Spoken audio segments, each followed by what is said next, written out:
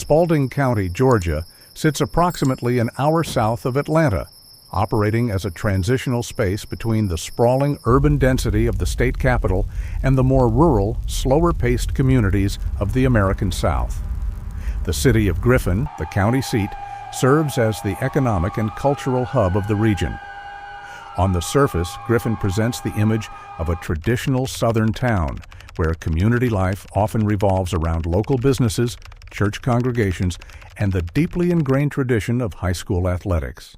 However, beneath this conventional exterior lies a complex and troubling sociological landscape. Over the past decade, Spalding County has grappled with a severe and escalating crisis involving youth street gangs and rival cliques. These groups have established a tight, unrelenting grip on the adolescent population, transforming neighborhood disputes into lethal conflicts. Law enforcement agencies, including the Spalding County Sheriff's Office and the local district attorney's office, have long recognized the persistent threat posed by this criminal subculture. Gang violence in Griffin is not merely an isolated phenomenon.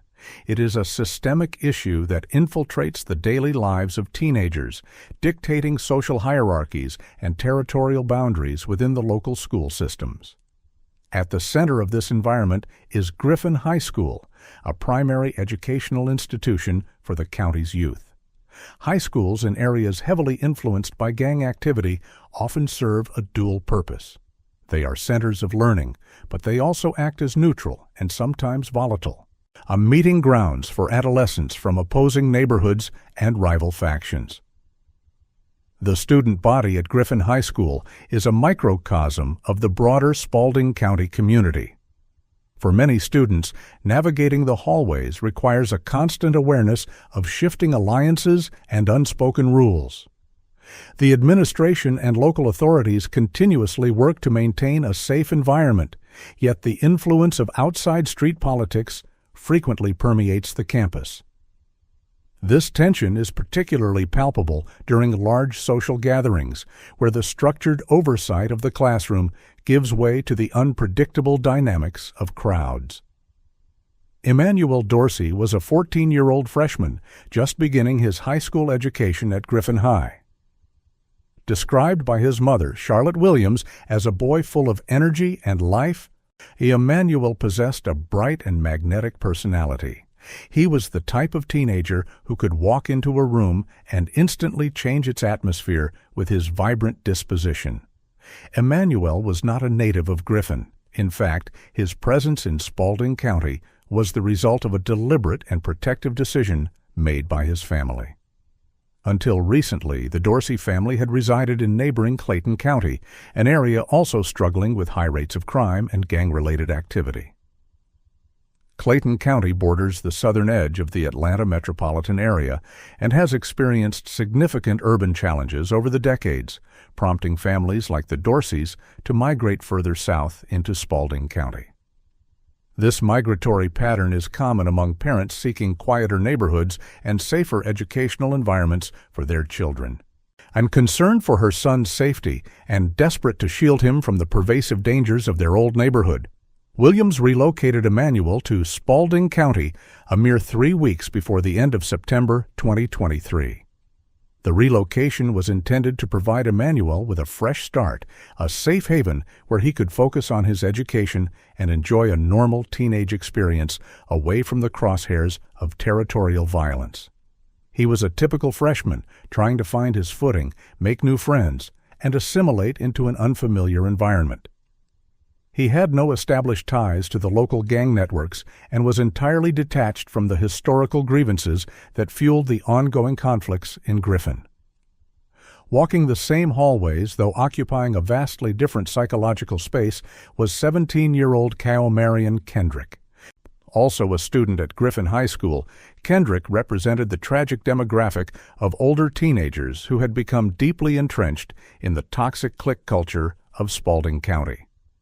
While initial assessments may not have categorized him as a formally documented, high-ranking member of a nationally recognized criminal syndicate, his social reality was entirely defined by gang-adjacent behavior and hyper-violent rivalries. Kendrick moved within a circle of youth who settled petty grievances with extreme measures. In this subculture, respect is demanded through intimidation, and the carrying of firearms is normalized as both a status symbol and a practical necessity for survival. Kendrick's readiness to carry a modified firearm highlights a terrifying evolution in juvenile crime. He was known to run with a crowd that utilized handguns equipped with illegal auto switches, often referred to as Glock switches. These small devices bypass the semi-automatic sear, allowing the weapon to discharge its entire magazine with a single pull of the trigger. This technology effectively turns a standard pistol into a fully automatic machine gun. When placed in the hands of impulsive teenagers embroiled in emotional, clique-based disputes, the potential for mass casualties and collateral damage is exponentially magnified. The use of such weaponry transforms a localized fist fight or verbal altercation into a deadly spray of indiscriminate bullets. Kendrick's immersion in this environment indicated a profound desensitization to violence and a complete disregard for human life. He was actively participating in an arms race among high school cliques, where the ability to inflict overwhelming lethal force was highly prized. The contrast between the two teenagers was absolute. Emmanuel Dorsey was a newcomer, a sheltered 14-year-old whose family had actively uprooted their lives to avoid the exact type of violence that defined Kaomarion Kendrick's social existence. Emmanuel was looking forward to participating in the quintessential high school experience. He had never even attended a high school football game before. Kendrick, on the other hand, was an older student fully immersed in local street politics, navigating a world where a wrong look or a perceived slight from a rival group could instantly trigger a deadly confrontation. High school football in Georgia is a cultural institution, and in Spalding County, the annual matchup between Griffin High School and Spalding High School is one of the most highly anticipated events of the year. The game, held at Griffin Memorial Stadium, draws massive crowds, extending far beyond the student bodies to include alumni, families, and residents from all over the region. It is a spectacle of hometown pride.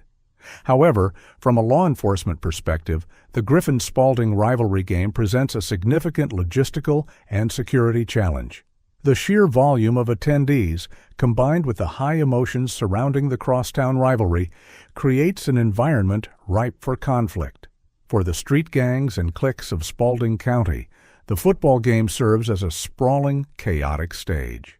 It is an opportunity for posturing, settling scores, and asserting dominance in front of a captive audience. As September 2023 drew to a close, the community braced for the annual football showdown.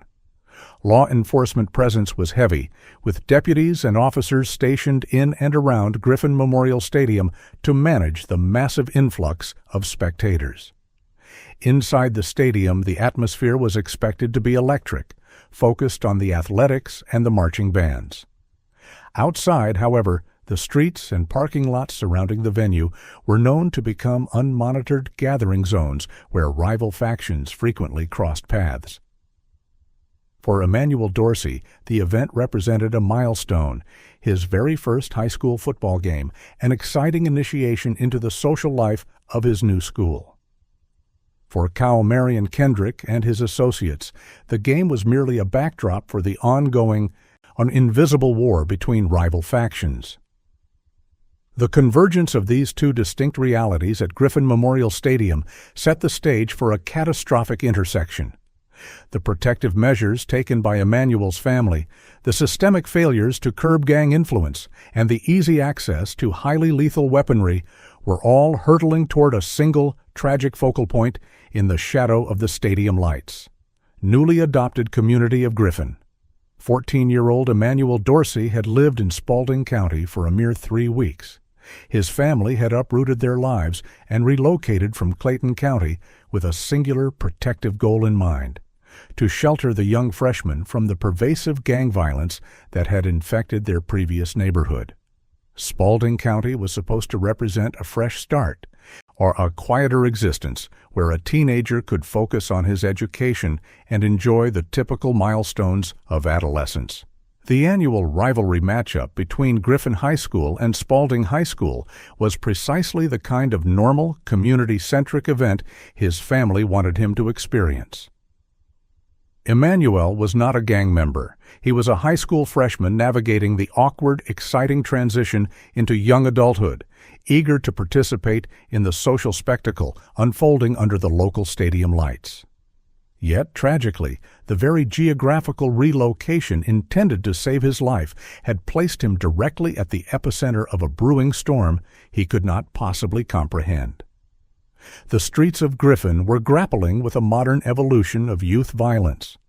Law enforcement agencies across Spalding County were no longer solely battling traditional, hierarchical street gangs with organized leadership structures and strict codes of conduct. Instead, the threat had metastasized into something far more unpredictable: fractured, hyper-local neighborhood cliques. These factions were composed of teenagers, some as young as middle schoolers, who bonded over shared zip codes and mutual grievances. The driving force behind their ongoing conflicts was rarely the control of lucrative narcotics territories or organized extortion rackets. Rather, the bloodshed was fueled by adolescent ego, perceived disrespect, and the instantaneous accelerant of social media. A disparaging comment on a live stream, a mocking reference in a locally produced drill rap track, or a simple physical gesture of defiance could trigger an escalating cycle of retaliation. Digital insults rapidly translated into physical violence. In this volatile ecosystem, reputation was paramount, and backing down from a challenge was considered a fate worse than incarceration or death. The youth of Griffin were caught in an unforgiving culture where hypermasculinity and territorial pride demanded lethal responses to trivial slights. Compounding this toxic psychological landscape was the terrifying accessibility of high-capacity firearms. The weapons of choice for these warring cliques were not the rusted low-caliber revolvers of previous decades. Instead, the streets were awash with modern semi-automatic pistols, specifically Glock handguns, which had become a status symbol among the factions. Even more alarming was the widespread proliferation of illegal modifications known as auto switches. These small, easily manufactured devices, often printed on three-dimensional printers or imported illegally, could be attached to the rear of the firearm's slide. With a simple push of a button, the switch bypassed the weapon's semi-automatic sear, converting a standard handgun into a fully automatic machine pistol capable of discharging dozens of rounds in a matter of seconds. In the hands of untrained, emotionally impulsive teenagers, these modified weapons transformed localized disputes into mass casualty events. The sheer volume of fire guaranteed that intended targets were often accompanied by collateral damage. Innocent bystanders were routinely caught in the wide, uncontrollable spray of bullets. In the presence of these rapid-fire weapons meant that any public gathering involving rival clique members carried the immediate potential for a bloodbath. 17-year-old Kaomarion Kendrick was thoroughly entrenched in this unforgiving environment. Like many youths caught in the gravitational pull of neighborhood factions, Kendrick operated in a gray area, heavily affiliated with one of the prominent cliques actively feuding in the Griffin area. By the time the autumn of 2023 arrived, the tensions between Kendrick's associates and a rival group had reached a boiling point. The conflict had been simmering for months, characterized by the typical back-and-forth taunts that define modern teenage rivalries. However, as the high school football season progressed, the abstract threats began to solidify into a promise of physical confrontation. Kendrick and his peers were acutely aware that the upcoming rivalry game would serve as a focal point for the community, drawing not only students and alumni, but also the very individuals they considered enemies. Carrying a weapon was no longer just a hypothetical means of self-defense. In the minds of these teenagers, it was an absolute necessity for survival. The concealed firearm tucked into a waistband became a permanent fixture, an unspoken requirement for navigating the public spaces of Spalding County. The psychological toll of this constant hypervigilance created a hair-trigger mentality where any sudden movement or unfamiliar face could be interpreted as a lethal threat. The annual clash between Griffin High School and Spalding High School was historically one of the most anticipated events on the local calendar. It was an event that transcended the sport itself, serving as a massive social gathering that temporarily united the disparate corners of the county. Griffin Memorial Stadium, situated near the intersection of South 5th Street and East Poplar Street, became a glowing beacon in the early autumn night. For the players on the field and the parents in the bleachers, it was a celebration of athletic prowess and civic pride. But for the heavily armed youth factions operating in the shadows, the stadium and its surrounding environs represented something entirely different, a neutral zone that was practically guaranteed to be breached.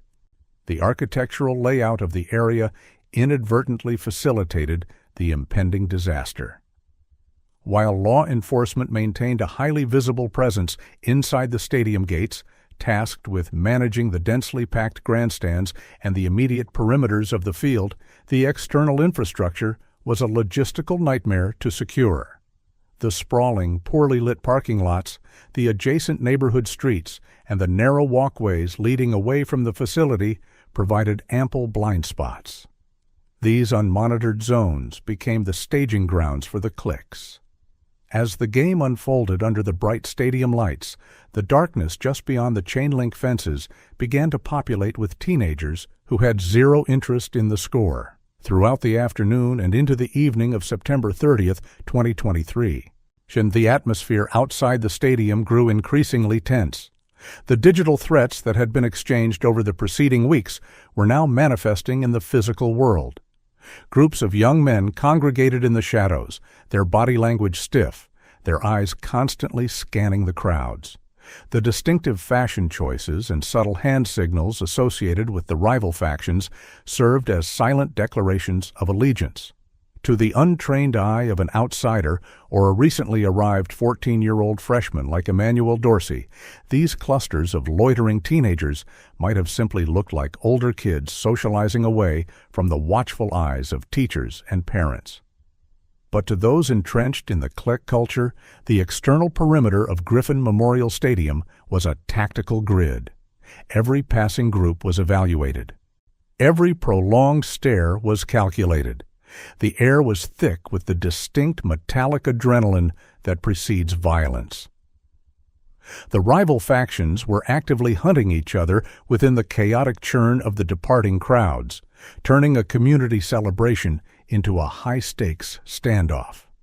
As the final quarter of the football game concluded, the mass exodus began. Hundreds of spectators poured out of the stadium exits, flooding South 5th Street and East Poplar Street. Families walking to their vehicles, students laughing and analyzing the game, and local vendors packing up their stalls created a dense, chaotic pedestrian traffic jam. This sudden influx of humanity provided the perfect camouflage for the armed teenagers waiting in the periphery. It also created an impossibly dangerous environment for a shootout. The sheer density of the crowd meant that any gunfire would inevitably find a human target. Kaomarion Kendrick was among those navigating this chaotic departure. The 17-year-old was armed with his modified Glock, the heavy metal of the weapon a cold comfort against the rising tide of adrenaline. The opposing clique was also present, moving through the same congested streets. The inevitable collision was no longer a matter of if, but exactly when and where the two groups would finally lock eyes. The noise of the crowd, the blaring horns of vehicles trying to exit the parking lots, and the distant sounds of the marching bands created a disorienting cacophony, masking the deadly intentions of the armed youth slipping through the masses. Emmanuel Dorsey stepped out into this volatile mix, his heart racing from the excitement of his first major high school social event. He was walking alongside acquaintances, completely oblivious to the invisible tripwires drawn across the pavement. He did not know Kaomarion Kendrick. He did not know the intricacies of the localized warfare that had necessitated his family's desperate flight from Clayton County. He was simply a teenager walking away from a football game, looking forward to the rest of his weekend. But just yards away, the prolonged buildup of digital disrespect, territorial pride, and adolescent rage finally reached its flashpoint. The rival factions spotted each other through the shifting crowd. The posturing ceased. The subtle nods and aggressive stares were instantly replaced by the terrifying, chaotic flurry of physical movement. Hands reached for waistbands. The crowd around them, sensing the sudden violent shift in the atmospheric pressure, began to panic.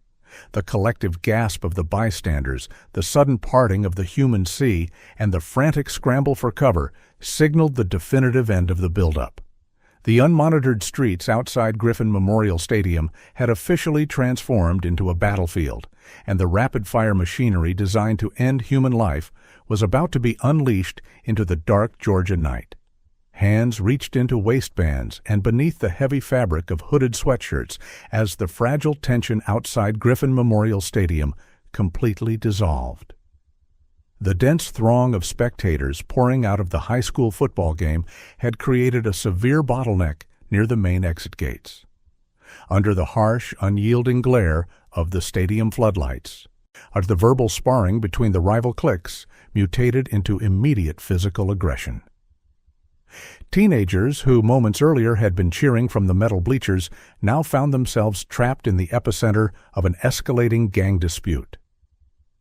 Emmanuel Dorsey stood directly in the midst of this shifting, volatile tide.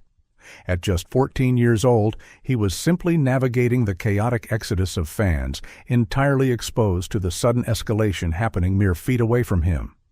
The ambient noise of the post-game crowd, a dense mixture of revving car engines, distant marching band drums, and overlapping adolescent conversations, effectively masked the specific threats being exchanged. The opposing groups pushed against one another, closing the physical distance in a dangerous, localized display of territorial pride. Kaomarion Kendrick, so 17 years old and deeply entrenched in the rapidly escalating hostility, made his definitive move. He did not step back to defuse the situation, nor did he posture with his fists. Instead, his right hand gripped the textured handle of a concealed firearm. The weapon Kendrick carried into the crowd was not a standard defensive tool, nor was it a typical handgun. It was a Glock pistol, equipped with an illegal aftermarket modification commonly known as an auto switch or a Glock switch. This small, relatively simple piece of machined metal or fabricated plastic, roughly the size of a standard coin, attaches directly to the rear slide of the firearm. Its sole, devastating function is to manipulate the internal trigger mechanism, forcing the sear to release continuously as long as the trigger remains depressed by the shooter's finger. And clinically, this tiny device converts a standard, semi-automatic handgun into a fully automatic machine pistol. The modification drastically alters the firearm's capabilities, allowing it to discharge ammunition at a cyclic rate of up to 1,200 rounds per minute. In the hands of a highly trained tactical marksman, such a weapon is incredibly difficult to control due to the immense, rapid recoil generated by the continuous succession of discharging cartridges. The barrel naturally pulls upward violently with each consecutive shot. In the hands of an agitated 17-year-old standing in a densely packed crowd of unsuspecting civilians, it was an instrument of sheer, indiscriminate devastation. Kendrick abruptly pulled the modified Glock from its place of concealment within his clothing. The sudden, stark appearance of the black polymer frame briefly registered with those in his immediate visual vicinity, triggering the very first gasps of genuine panic. Spectators closest to the physical altercation began to recoil violently, their bodies instinctively shrinking away from the localized threat. But the immense density of the departing football crowd prevented any rapid dispersal. There was simply nowhere for the teenagers to run. The structural bottleneck at the stadium exit meant that hundreds of innocent bystanders, including young Emmanuel Dorsey, were pinned in the open air, shoulder to shoulder.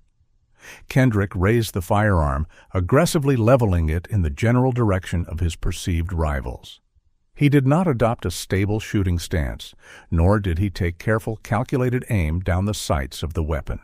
The nature of the confrontation, driven by sudden adrenaline spikes and a desire for gang retaliation, resulted in a reckless point-and-shoot trajectory aimed directly into a mass of humanity. Kendrick squeezed the trigger. Because of the illegal auto switch attached to the slide, the Glock did not fire a single isolated round. Instead, it instantly unleashed a deafening, continuous burst of automatic gunfire. The sharp, rapid-fire staccato of discharging 9mm cartridges shattered the cool autumn night. Bright muzzle flashes illuminated the dark spaces between the towering stadium lights, casting brief, terrifying strobe-like shadows over the panicked faces of the surrounding crowd. The sheer volume of fire was mechanically overwhelming. Hot brass casings ejected from the chamber in a continuous, glittering arc, raining down onto the concrete pavement as the bullets tore through the humid Georgia air. Emmanuel Dorsey, standing directly within the fatal funnel of the discharging weapon, had absolutely no time to mentally process the sound of the gunfire or seek physical cover. The extreme cyclic rate of the modified Glock meant that multiple copper-jacketed projectiles covered the short distance between the muzzle and the victims in mere fractions of a second. Dorsey was struck with catastrophic, localized precision. A high-velocity round impacted his face, tearing violently through soft tissue and bone, instantly neutralizing his ability to call out, scream, or physically react. Almost simultaneously, another round tore directly into his neck. This cervical wound was particularly devastating. The anatomical structure of the human neck houses critical, densely packed vascular pathways, including the carotid artery and the jugular vein, as well as the trachea and the cervical spine. The kinetic energy of the rapidly traveling bullets transferred massive hydrostatic shock directly into the 14-year-old boy's body. The physical impact abruptly severed his central nervous system responses and critically compromised his circulatory system in the same instant. Arterial blood immediately began to hemorrhage from the catastrophic entry and exit wounds, spraying onto the surrounding asphalt. Dorsey's legs gave out from beneath him. He collapsed heavily onto the pavement outside the stadium gates, his body crumpling lifelessly as his biological systems were abruptly forced into failure by the sudden, overwhelming ballistic trauma. The continuous burst of automatic gunfire lasted for only a few fleeting seconds, but it fundamentally altered the reality of the entire night. The sharp, echoing cracks of the modified Glock were immediately followed by a profound, horrifying silence that seemed to hang in the air for half a heartbeat before the screaming truly began. Total, unmitigated panic erupted outside Griffin Memorial Stadium. The localized physical recoil from the immediate crowd instantly transformed into a frantic, violent, and uncontrollable stampede. Hundreds of teenagers, terrified parents, and high school staff members ran blindly into the surrounding darkness of the parking lots and adjacent residential streets. People dove frantically beneath the chassis of parked vehicles, scrambled desperately over tall chain-link fences, and trampled one another on the concrete in their absolute desperation to escape the active kill zone. The chaotic flurry of movement was no longer about gang posturing or territorial disputes. It was reduced to the most basic instinct of human survival. Backpacks, discarded cell phones, uniform pieces, and shoes were abandoned on the blood-stained pavement as the massive crowd fractured in every conceivable direction. Kendrick, holding the smoking, empty, or momentarily jammed automatic weapon, recognized the immediate, chaotic shift in his physical environment. He did not remain stationary to assess the localized damage he had inflicted, nor did he attempt to check on the 14-year-old boy rapidly bleeding out on the concrete just yards away. Taking full advantage of the sheer pandemonium unfolding around him, Kendrick quickly turned and sprinted away from the stadium perimeter. He utilized the fleeing waves of terrified high schoolers as moving physical cover, blending his silhouette into the stampede. His dark clothing allowed him to slip seamlessly into the unlit, shadowy edges of the Spalding County school property, actively putting distance between himself and the fatal crime scene, while the remaining crowd continued to scatter in absolute terror. Simultaneously, off-duty law enforcement officers and armed school resource personnel who had been stationed nearby to manage the post-game traffic flow immediately drew their service weapons. They sprinted directly toward the echoing source of the automatic gunfire, pushing aggressively against the massive tide of fleeing civilians. The officers shouted tactical commands that were entirely drowned out by the deafening screams and the roaring engines of vehicles desperately trying to speed out of the congested parking lots. When the first responding officers finally breached the epicenter of the crowd's initial dispersal near the exit gates, they found Emmanuel Dorsey lying motionless on the hard ground. The immediate area surrounding him was a gruesome, chaotic tableau of discarded personal items and rapidly pooling blood. The bright overhead stadium floodlights mercilessly illuminated the extreme severity of his ballistic injuries.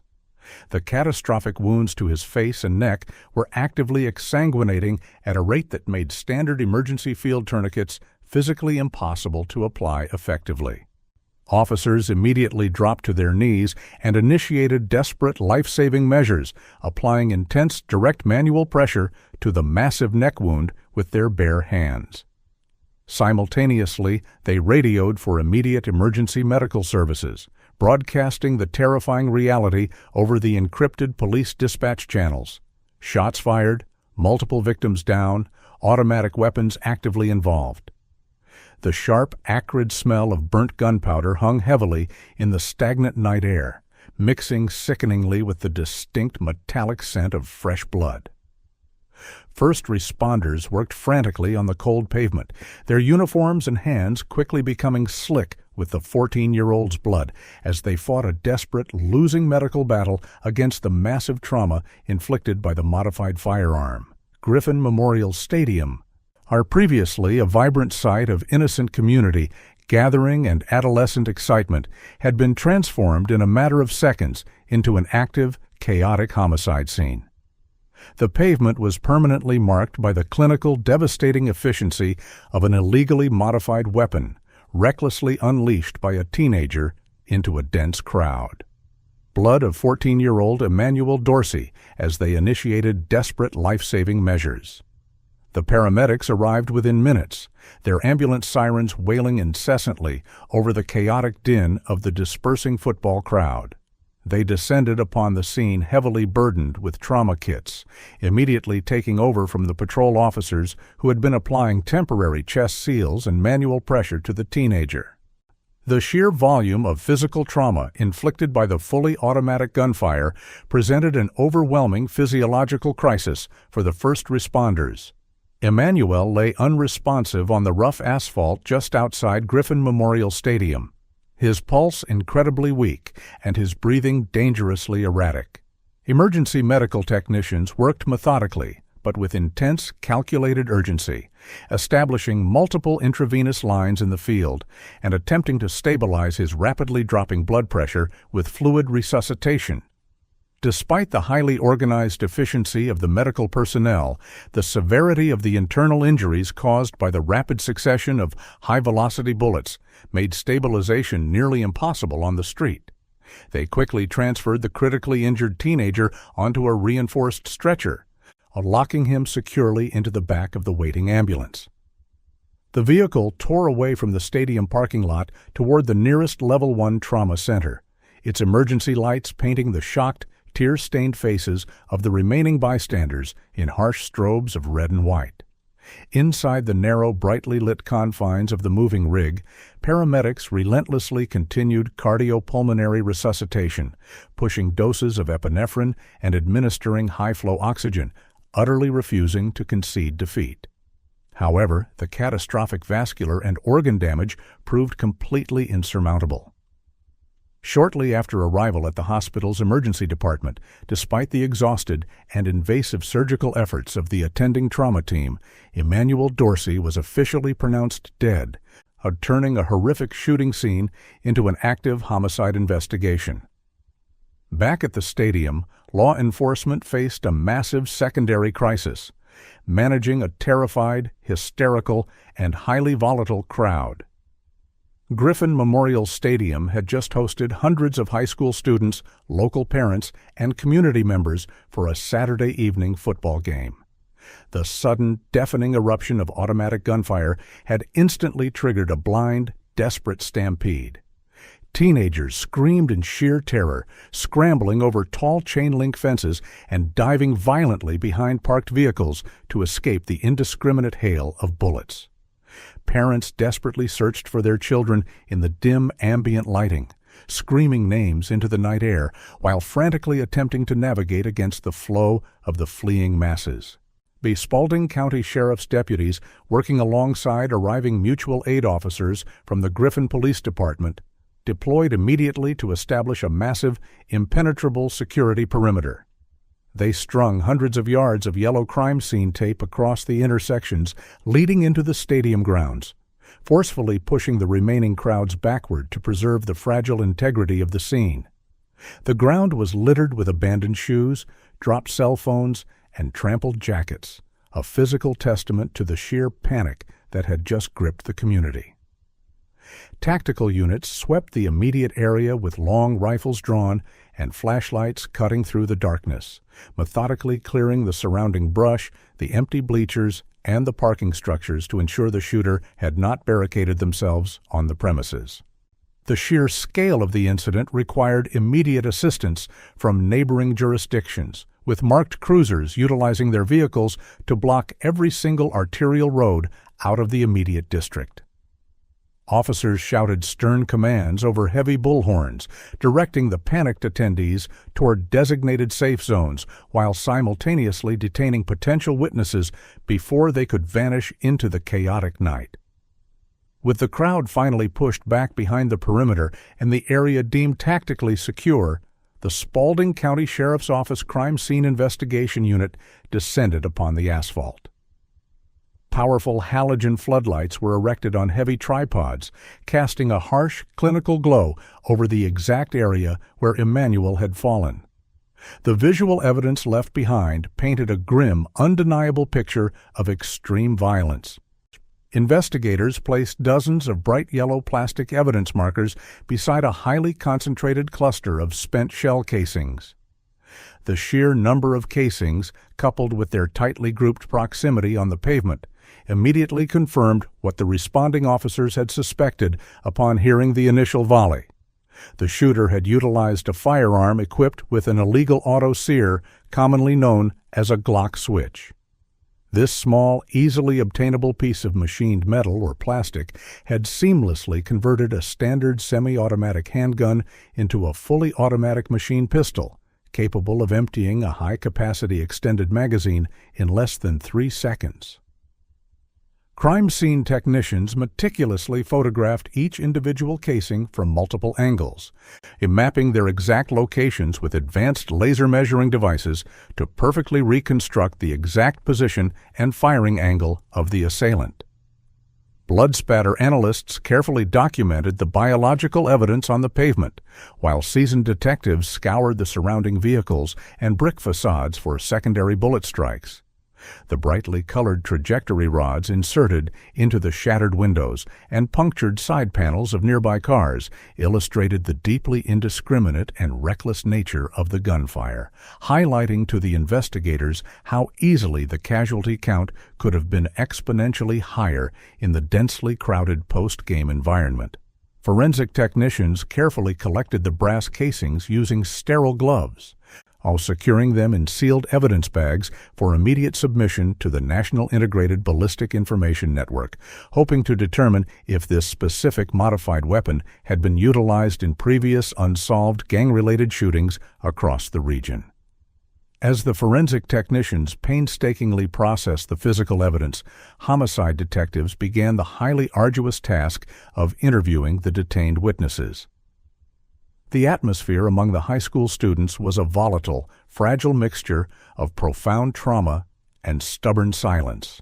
Many teenagers were visibly shaking, weeping uncontrollably into the shoulders of their parents or friends, while others remained completely stoic, paralyzed by the unspoken but deeply enforced rules of street-level retaliation.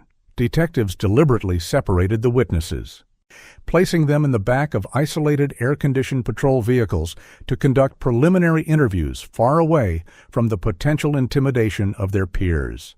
Initially, the responses were distinctly vague and evasive. Attendees freely admitted to hearing a loud verbal argument escalate significantly before the sudden gunfire, but they claimed the darkness, the confusion, and the chaotic flight for survival completely obscured their view of the shooter. However, the sheer density of the crowd meant that someone had clearly seen the trigger pulled.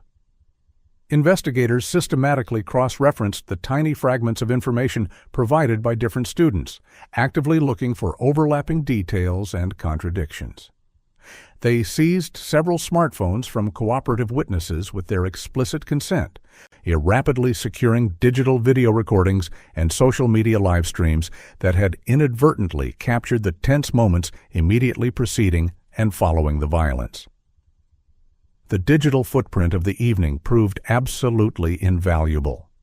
Through a complex combination of hushed, fearful admissions from terrified teenagers and the rapid clinical analysis of the digital evidence, a distinct, deeply troubling narrative began to heavily emerge.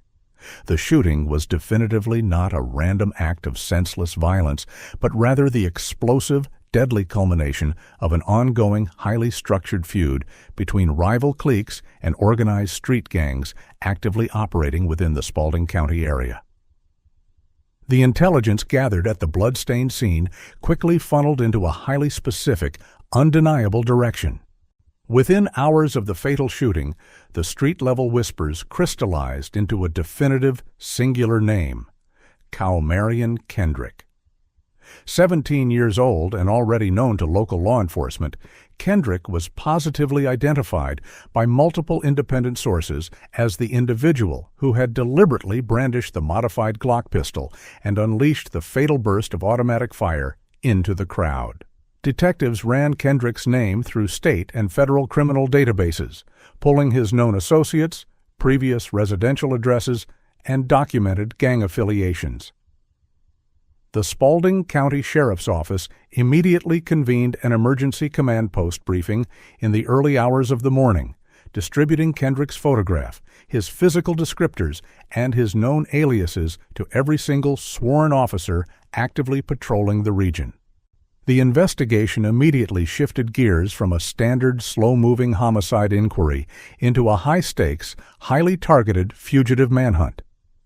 The Intelligence Division heavily monitored various social media platforms, searching for any digital activity from Kendrick or his known inner circle that might indicate his exact location, his access to resources, or his current frame of mind.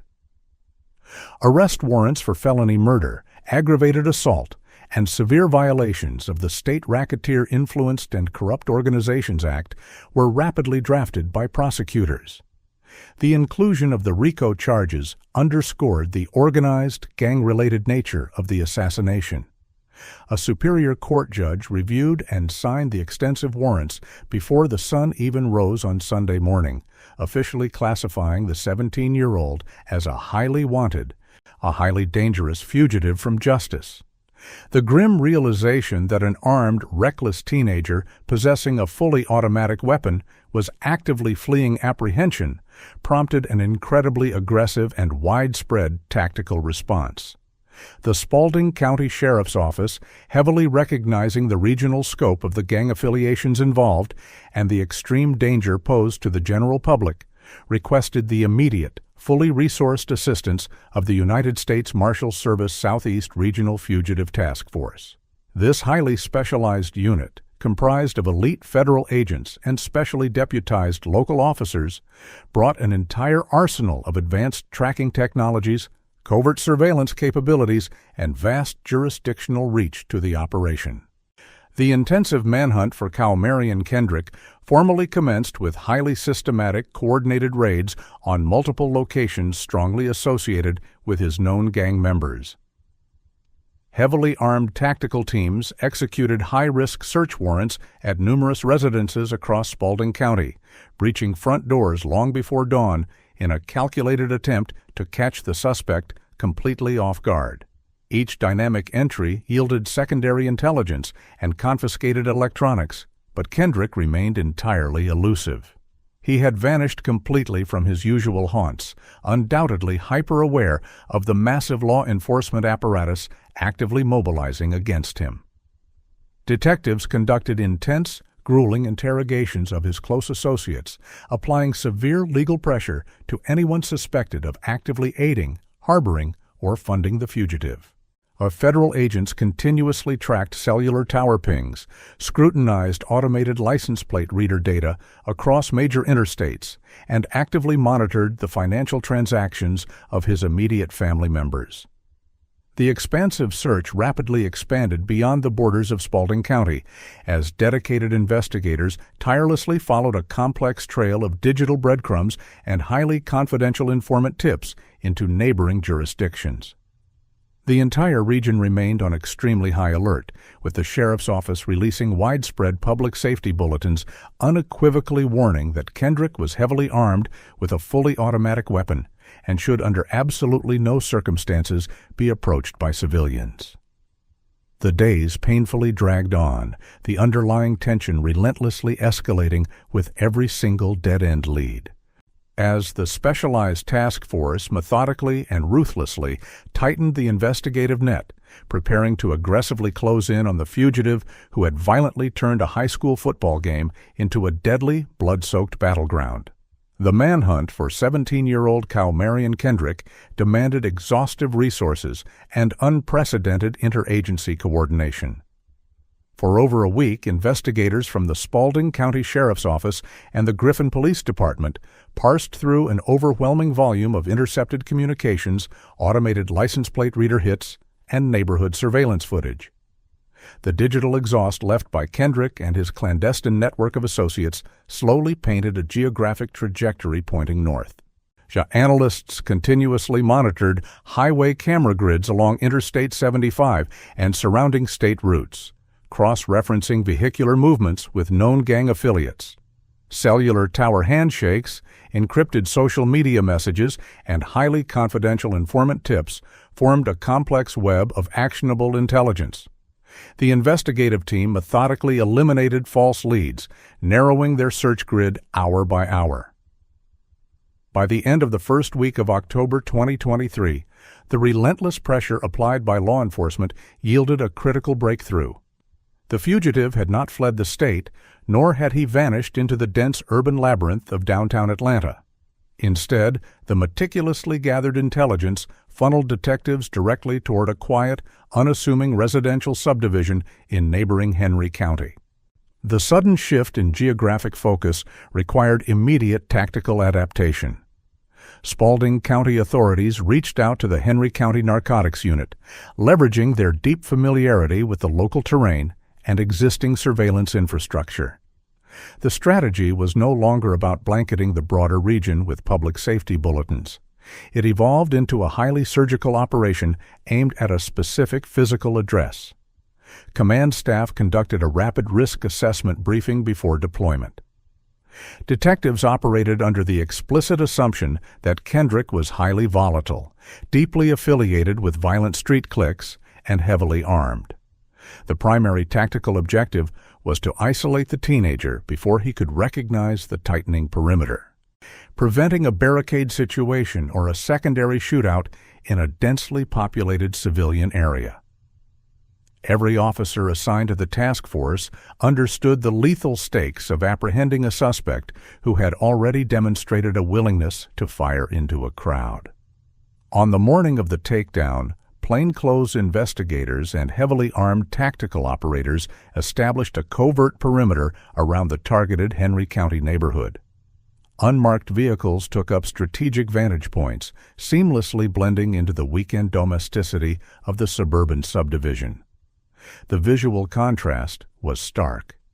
A highly orchestrated, multi-agency manhunt for an accused teenage murderer was unfolding against a backdrop of manicured lawns, quiet driveways, and civilian homes. Surveillance teams maintained strict radio silence, on observing the target residence through high-powered optics. They mapped the intersecting streets, noting every possible egress route the suspect might utilize if a pursuit was triggered. The patience of the law enforcement coalition was eventually rewarded. Observers locked their sights on a vehicle parked in the driveway of a residence linked to Kendrick's known associates. Sitting inside the idling car was a young male matching the fugitive's precise physical description. Henry County agents, coordinating via encrypted communication channels with the Spalding County Sheriff's Office, Sting Unit, and Special Operations teams, moved into secondary positions for visual confirmation. Through magnified surveillance lenses, the identification was confirmed beyond a shadow of a doubt. The occupant of the vehicle was Kaomarion Kendrick. The tension across the operational radio network spiked instantly. The primary suspect was successfully contained within the outer perimeter, but a severe tactical dilemma remained. Approaching the 17-year-old while he was seated inside a stationary vehicle in a residential driveway carried immense risks to public safety. If Kendrick chose to fight rather than surrender, the resulting crossfire could easily penetrate the drywall and brick of the surrounding homes, endangering innocent families. Command leadership made the calculated, high-stakes decision to maintain their concealed positions and wait for the suspect's vehicle to move.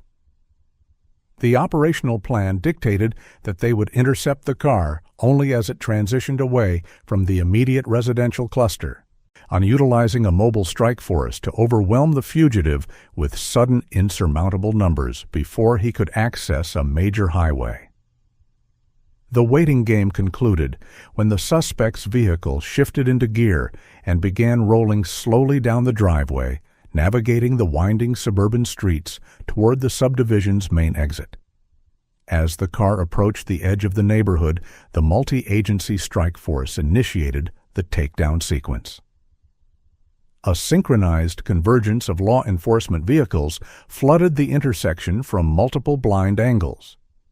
The Georgia State Patrol, working in tandem with the Georgia Bureau of Investigation, West Metro Narcotics agents, and Spalding County tactical units, aggressively boxed the suspect's car in, cutting off all forward and lateral avenues of escape. Emergency lights strobed violently across the asphalt as heavily armored operators swarmed the trapped vehicle, their service weapons drawn and authoritative verbal commands echoing through the air. Given the sheer brutality of the violence Kendrick had already inflicted outside Griffin Memorial Stadium just 8 days prior, every officer on the scene anticipated a high-probability firefight. Yet, faced with the overwhelming and sudden tactical superiority of the combined task force, the 17-year-old recognized the futility of resistance. The apprehension was executed swiftly and without a single shot fired. Kendrick was ordered out of the vehicle at gunpoint. He was instructed to keep his hands in clear view as he stepped onto the pavement, where operators immediately forced him into a prone position. The flawless execution of the high-risk traffic stop neutralized the immediate threat, but the subsequent search of the suspect and the vehicle immediately validated the extreme caution exercised by the tactical command. During the search incident to arrest, investigators recovered the firearm Kaomarion Kendrick had kept within immediate arm's reach inside the vehicle. It was a Glock semi-automatic pistol, but a routine visual inspection by seasoned crime scene technicians quickly revealed a terrifying and highly illegal modification. Affixed directly to the rear slide of the handgun was an aftermarket device universally known in law enforcement as a full-auto switch. This small, easily concealed piece of machined metal or three-dimensionally printed plastic fundamentally altered the mechanical operation of the weapon. By mechanically applying continuous pressure to the firearm's standard trigger bar, the illegal switch bypassed the semi-automatic sear, converting the conventional handgun into a fully automatic machine pistol. With a single continuous depression of the trigger, the modified Glock was rendered capable of emptying an extended magazine in a mere fraction of a second, spraying bullets at a staggering cyclic rate of up to 1,200 rounds per minute. The discovery of this specific weapon configuration provided a chilling context to the devastating lethality of the football stadium shooting. It underscored the sheer, indiscriminate danger Kendrick posed not only to his intended targets, but to the public at large and the officers tasked with his capture. The presence of the auto switch explained the rapid succession of gunfire reported by witnesses at the stadium. Had the teenager chosen to deploy this fully automatic weapon during the Henry County traffic stop, the localized tactical operation could have instantaneously degraded into a catastrophic and deadly confrontation, easily capable of penetrating standard-issue police body armor. The recovered firearm was immediately cleared of live ammunition, cataloged, securely bagged as primary physical evidence, and transported directly to the Georgia Bureau of Investigation's crime laboratory for comprehensive ballistic matching against the scattered shell casings recovered from the Spalding County murder scene. With the lethal threat successfully disarmed and the suspect securely fastened in heavy steel handcuffs, Onbo law enforcement personnel began the administrative process of transferring Kendrick into a Spalding County Sheriff's Office squad car for the transport back to Griffin. It was during this brief physical transition from the arrest site to the back of the cruiser that the most psychologically disturbing piece of visual evidence from the entire manhunt was permanently captured. As deputies physically guided the teenager toward the waiting vehicle, grasping him firmly by the arms, a camera documented his unvarnished demeanor. Kaomarion Kendrick did not resemble a terrified adolescent confronting the grave, life-altering reality of a felony murder charge. He did not hang his head in shame, nor did he display the panicked, wide-eyed adrenaline typical of a captured fugitive facing the full, crushing weight of the justice system.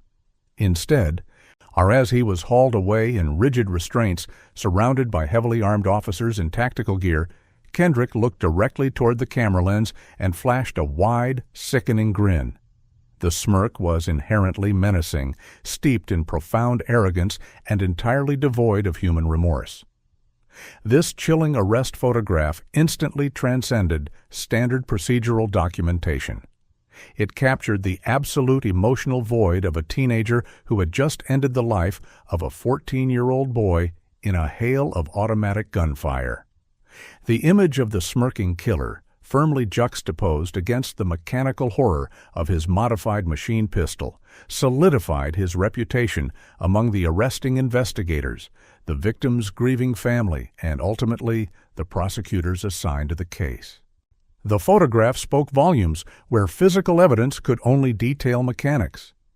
It provided a visual testament to his psychological state. It proved that the suspect possessed no fundamental understanding of the gravity of his actions, or worse, that he actively reveled in the destruction he had caused. He was not a misguided youth caught in a tragic unintended accident. The visual evidence confirmed he was exactly what the prosecution would later label him in a court of law. He was a stone-cold killer. Following the documentation of his apprehension, Kendrick was secured in the rear of the transport vehicle. The convoy of law enforcement units departed the Henry County neighborhood, leaving the quiet subdivision behind as they initiated the drive back to the jurisdiction where the violence had originally erupted. Upon arrival at the Spalding County Jail, Kendrick was processed by intake deputies, stripped of his personal clothing, and formally booked on multiple severe charges, including felony murder and extensive violations of the RICO Act. The heavy steel doors of the maximum security facility locked firmly behind him, effectively ending his 8 continuous days of evasion. The exhaustive manhunt was officially concluded, the automatic weapon was permanently removed from the streets, and the smirking teenager was finally isolated from the public, setting the stage for a methodical legal prosecution designed to ensure he would never walk free again. The transition from the holding cells of the Spalding County Jail to the courtroom marked the beginning of a complex legal battle that would dissect the tragic events of that September night. Inside the Spalding County Courthouse, the District Attorney's Office prepared a comprehensive prosecution strategy designed to ensure that Kaomarion Kendrick would never again pose a threat to the community. The charges levied against the 17-year-old were sweeping and severe. He was not merely facing an isolated murder count.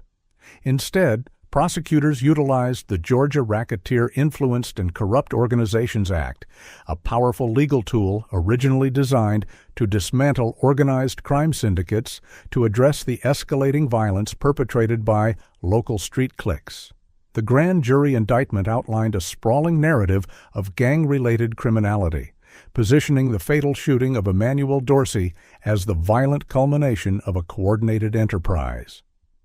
The state formally charged Kendrick with malice murder, felony murder, on multiple violations of the Street Gang Terrorism and Prevention Act, aggravated assault, possession of a firearm during the commission of a felony, and the illegal possession of a machine gun. The inclusion of the RICO and gang charges significantly raised the stakes. It allowed the prosecution to broaden the scope of the trial, introducing evidence of the rivalries, affiliations, and prior conflicts that established the underlying motive for the extreme violence outside Griffin Memorial Stadium. Security at the courthouse was extraordinarily tight throughout the proceedings. Law enforcement recognized the volatile nature of the case, given the ongoing tensions between the rival factions involved in the underlying dispute. Deputies meticulously screened all attendees, maintaining a strict physical barrier between the families of the victim and the defendant, as well as monitoring any associates who came to observe the trial. The atmosphere within the courtroom remained heavy and clinical, burdened by the senseless loss of a 14-year-old boy and the grim reality of a 17-year-old facing the prospect of spending the rest of his natural life behind bars. During opening statements, the prosecution painted a chilling portrait of the defendant's actions. They detailed a calculated operation driven entirely by gang loyalties and characterized by a blatant disregard for collateral damage. The state argued that Kendrick purposefully brought a highly modified, exceptionally dangerous weapon to a crowded public space with the explicit intent to inflict lethal harm on his perceived rivals. The defense, operating under the immense weight of the physical and circumstantial evidence, sought to challenge the specific intent required for the malice murder charge and scrutinize the credibility of the various eyewitness testimonies. However, the sheer volume of forensic data presented by the state constructed a formidable wall against any narrative of diminished culpability or self-defense. A pivotal phase of the trial involved the highly technical analysis of the murder weapon. Firearms experts from the State Crime Laboratory took the stand to educate the jury on the precise mechanics of the Glock pistol recovered in connection with the case. The expert testimony focused heavily on the illegal auto switch attached to the rear of the firearm's slide. The forensic ballistic specialist explained that this small, aftermarket device fundamentally altered the handgun's internal firing mechanism, specifically the sear, transforming a standard semi-automatic weapon into a fully automatic machine gun. The jury learned that with a single, continuous pull of the trigger, the modified Glock could empty an extended high-capacity magazine in a matter of seconds. This modification made the weapon wildly inaccurate and devastatingly lethal in a crowded environment. This technical testimony underscored the reckless depravity of discharging such a weapon in the immediate vicinity of a high school football stadium filled with departing students, parents, and school staff. To substantiate the complex RICO and Street Gang Terrorism and Prevention Act charges, the prosecution called upon specialized gang investigators. These law enforcement veterans mapped out the hierarchy, identifying symbols and territorial boundaries of the rival cliques operating within the Spalding County region. Through the presentation of social media analysis, communication records, and protected witness accounts, the investigators demonstrated that the confrontation leading to Emmanuel Dorsey's death was not a spontaneous argument between two random teenagers. Instead, it was an orchestrated act of gang violence dictated by the specific rules of engagement of the defendant's affiliated street clique. The state successfully argued that Kendrick fired the automatic weapon specifically to maintain or increase his status within this criminal enterprise, which satisfied the stringent legal requirements for a gang-enhanced conviction under Georgia law. Eyewitnesses to the stadium shooting were legally compelled to recount the terror of that September night. Individuals who had been casually walking toward their vehicles or waiting for rides described the sudden, deafening burst of automatic gunfire. Their harrowing testimonies directly corroborated the forensic evidence, detailing how the rapid succession of shots created immediate, blinding panic, causing crowds to scatter in desperate attempts to find physical cover behind vehicles and retaining walls. While the sheer chaos of the scene made specific facial identification difficult for some individuals in the dark, the overlapping accounts established a flawless timeline and perfectly matched the trajectory of the bullets fired from Kendrick's documented position. The emotional weight of these survivor testimonies brought the stark reality of the crime into the quiet, sterile environment of the courtroom, continuously reminding the jury of the catastrophic impact the gunfire had on the local community. As the trial progressed toward its conclusion, the prosecution also introduced compelling evidence regarding the defendant's calculated behavior in the aftermath of the shooting.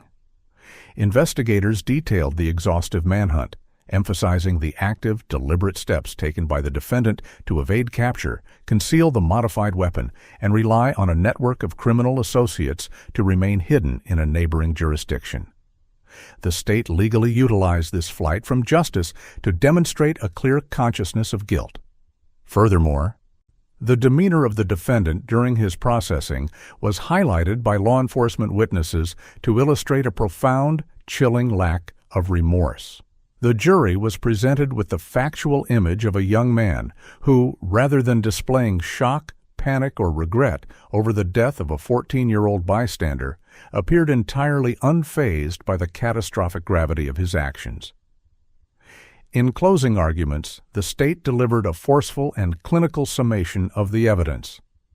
The lead prosecutor methodically reviewed the legal elements of each individual charge, linking the ballistic reports, the gang intelligence data, and the eyewitness accounts into an unbreakable chain of legal culpability. The prosecution forcefully reminded the jury of the devastating potential of the fully automatic weapon and the cold. No sociopathic calculation required to bring such a device to a high school sporting event. They characterized the defendant as an individual who had completely committed himself to a lifestyle of organized violence, operating entirely outside the bounds of civilized society and demonstrating a lethal indifference to human life. The defense offered their final plea, urging the jury to carefully weigh the state's burden of proof beyond a reasonable doubt and to consider the chaotic, multi-party nature of the incident. But the overwhelming, methodical presentation of the state left virtually no room for reasonable doubt. Following the presiding judge's extensive instructions on the law, the jury retired to deliberate. The complex nature of the multi-count indictment, and involving the intricate provisions of the RICO Act and the specific criteria for gang enhancements, required careful, systematic review of the evidence. However, the absolute strength of the prosecution's case expedited the deliberation process. The jury returned to the courtroom with a definitive resolution. The foreperson read the verdicts aloud, establishing the legal culmination of the tragedy. Kaomarion Kendrick was found guilty on the primary counts of the indictment, notably including felony murder, multiple violations of the Georgia RICO Act, criminal street gang activity, aggravated assault, and the illegal possession and use of a machine gun. The sweeping conviction moved the proceedings immediately into the sentencing phase, which is traditionally the most emotionally charged segment of the legal process. The court formally allowed for victim impact statements, providing the family of Emmanuel Dorsey an opportunity to address the judge and the defendant directly on the record. Relatives spoke of the immense, irreplaceable void left by the sudden murder of the 14-year-old boy. They described a promising, vibrant life, extinguished before it had truly begun, outlining the perpetual grief and psychological trauma that had consumed their family since the moment the gunfire erupted. The statement served as a harrowing reminder to the court that behind the complex legal statutes, RICO frameworks, and forensic ballistic reports lay a shattered family mourning an incalculable loss. The state approached the bench to present its final sentencing recommendations. Our prosecutors argued vigorously for the absolute maximum allowable penalty under Georgia law, citing the unprovoked nature of the attack, the deployment of a weapon of mass violence in a crowded public space, and the defendant's deeply entrenched affiliation with a violent criminal enterprise. They emphasized that the documented lack of remorse and the calculated, multi-day evasion of law enforcement indicated an individual completely devoid of any rehabilitative potential. To protect the public from future harm, the state demanded a sentence that would permanently and irrevocably separate the defendant from free society. The defense requested legal leniency, primarily invoking the defendant's juvenile status at the time of the offense. They argued that a 17-year-old's neurological development is incomplete, suggesting that impulsive decision-making and extreme susceptibility to peer influence within the gang structure should mitigate the ultimate severity of the punishment. The defense implored the court to consider a sentence that would offer a distant, heavily monitored possibility of parole, theoretically allowing for the potential of maturity and institutional reform over several decades behind bars. The presiding judge carefully weighed the legal arguments, the immense gravity of the convictions, and the heartbreaking victim impact statements before delivering the final judgment. The court addressed the silent courtroom, noting the catastrophic intersection of gang violence, illegal firearm modifications, and juvenile recklessness that had deeply scarred the community. The judge specifically highlighted the extreme danger posed by the automatic weapon switch, noting that the decision to unleash a continuous spray of bullets into a crowd of innocent bystanders demonstrated a depraved heart and a complete, irreversible abandonment of fundamental human decency. The court legally found that the aggravating factors, particularly the organized gang motivations and the absolute lack of contrition, far outweighed any mitigating arguments regarding the defendant's chronological youth. The sentence handed down by the court was absolute, clinical, and unyielding. For the primary charge of felony murder, Kaomarion Kendrick was sentenced to life in prison without the possibility of parole. The judge did not stop there. To legally address the severe independent violations of the RICO Act, the ongoing criminal street gang activity, and the egregious weapons offenses, the court imposed an additional penalty of 85 years, explicitly ordered to be served consecutively. This staggering accumulation of time ensured that the Georgia legal system offered absolutely no avenue for future release, appeals notwithstanding. The sentence served as a definitive, uncompromising declaration by the state that violent gang activity utilizing modified automatic weapons would be met with the most extreme, permanent penalties permissible under the law. As the gavel fell, the trial proceedings formally concluded. The defendant was immediately remanded into the permanent custody of the Georgia Department of Corrections to begin serving a sentence that mathematically guaranteed he would draw his final breath within the highly secure confines of a state penitentiary. The courtroom slowly emptied, leaving behind the heavy, lingering silence that follows the formal dispensation of total justice. The meticulous investigation, the strategic application of state racketeering laws, and the harrowing eyewitness testimonies had successfully secured a comprehensive conviction, permanently neutralizing the threat posed by the defendant and closing the final legal chapter on the senseless, devastating murder at Griffin Memorial Stadium. The transition from the sterile environment of the Spalding County Courthouse back to the fractured reality of daily life marked the beginning of a grim new chapter for the city of Griffin. The legal mechanisms had processed Kaomarion Kendrick, categorizing his actions, weighing the evidence, and permanently discarding him from free society. Yet the resolution of the judicial process offered no absolute remedy for the human wreckage left in the wake of the stadium shooting.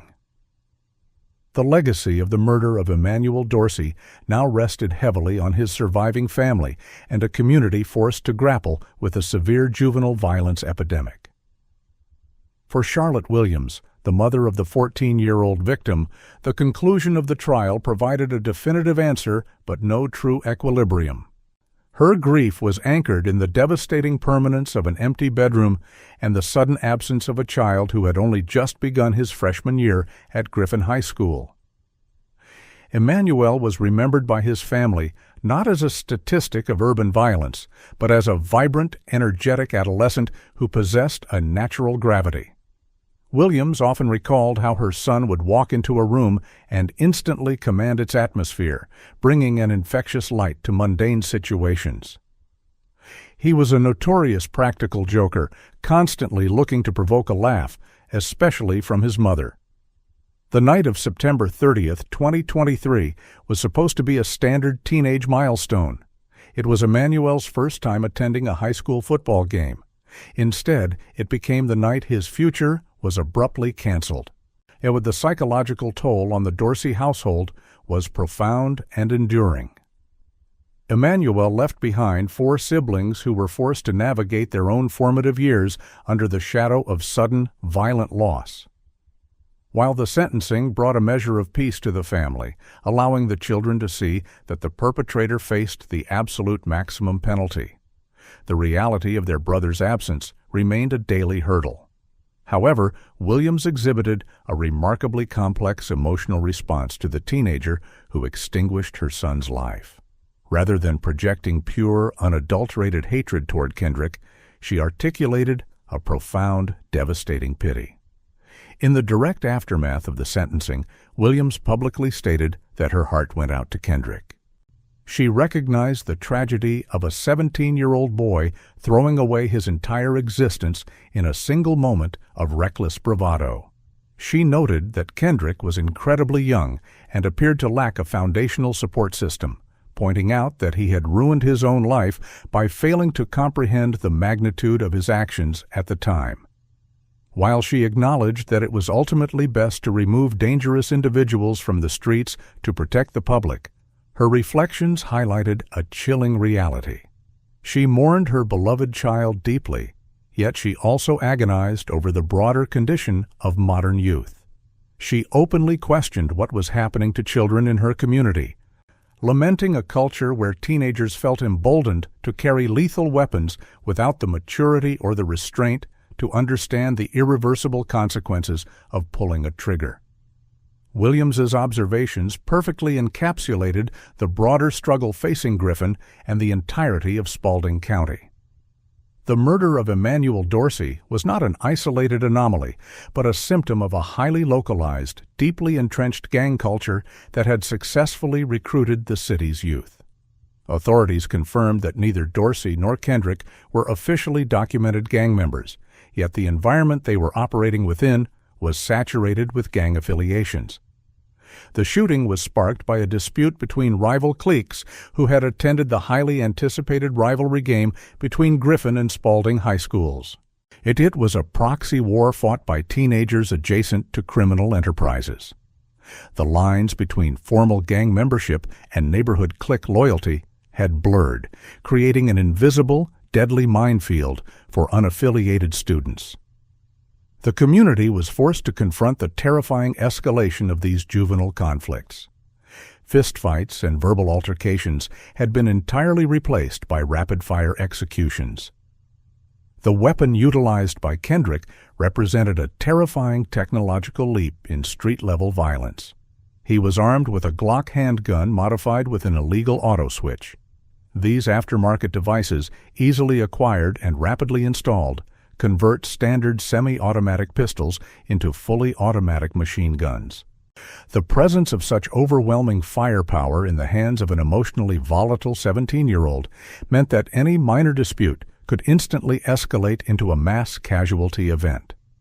Emmanuel Dorsey, running away from a conflict he did not start, was caught in a spray of bullets meant to intimidate or annihilate a rival faction, He was struck in the neck and face simply because the weapon allowed for an uncontrollable dispersion of lethal force. For the citizens of Griffin, the stadium, traditionally a gathering place for community pride and Friday night entertainment, was permanently scarred. The area outside Griffin Memorial Stadium was transformed into a geographical reminder of the town's vulnerability. Following the incident, the local school district was forced to deploy grief counselors and mental health clinicians to manage the trauma inflicted on the student body. Law enforcement agencies, including the Spalding County Sheriff's Office and the Griffin Police Department, recognized that the community's sense of security had been fundamentally shattered. Acting District Attorney David Studdard utilized the conclusion of the trial to issue a stern directive, promising that his office would relentlessly pursue and prosecute anyone committing violent crimes. The conviction was intended to serve as a strict deterrent, a loud warning to the local cliques that the judicial system would not hesitate to incarcerate juvenile offenders for the remainder of their natural lives. Yet, the deterrent effect of a life sentence remained questionable against the psychological backdrop of the juvenile offenders themselves. The most enduring, chilling visual legacy of the case was not the courtroom or the crime scene, but Kaomarion Kendrick's booking photograph. As he was taken into custody in a Henry County driveway, armed and on the run, Kendrick flashed a prominent, unsettling smirk. He maintained that eerie grin during his official mugshot. That expression became the focal point for community anxiety. It represented a terrifying desensitization to violence, a complete detachment from the gravity of murder, and a disturbing lack of empathy for the victim. The smile suggested that for a certain demographic of disenfranchised youth, the act of killing and the subsequent arrest were merely rites of passage, so devoid of moral weight. The ongoing struggle for Spalding County lies in dismantling the infrastructure that creates a teenager capable of smirking after shooting a 14-year-old in the face. Community leaders, educators, and law enforcement face the monumental task of interrupting the pipeline that supplies modified weapons to minors and glorifies gang-adjacent behavior. While the legal books on Kaomarion Kendrick are permanently closed, the social wound remains entirely open. Emmanuel Dorsey's legacy is now intrinsically linked to this fight for the community's future. His mother's grace and her desperate plea for the youth to recognize the value of life serve as the emotional core of a town trying to heal. Every empty desk at Griffin High School and every heavily policed football game stands as a quiet testament to the boy whose light was extinguished by a rival clique's crossfire, and to the urgent, desperate need to stop the next generation from smiling at their own destruction.